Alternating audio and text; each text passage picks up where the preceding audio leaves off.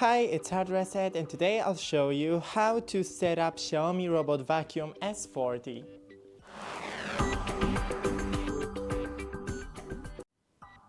So the first things first is the dock station, and as you can see my robot vacuum is on the dock station right now.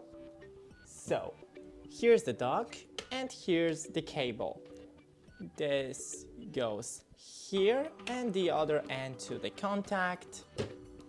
And now just put your robot vacuum Start charging on the dock station. Next thing is the side brush that I have right here, and it was in the box with the vacuum. So to install it, take the vacuum and flip it upside down. Right here is the place for the brush, so just click and it is applied. Here, when we open this lid, we have the filter. The dust compartment has been removed. And the dust bin. So you need to take the dust out of here and change the filter regularly. You can find a video of how to do it on our channel. And the last thing is the mop pad. It was in the box also.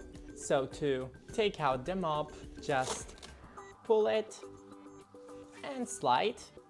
Now to apply it, just slide it back again and done.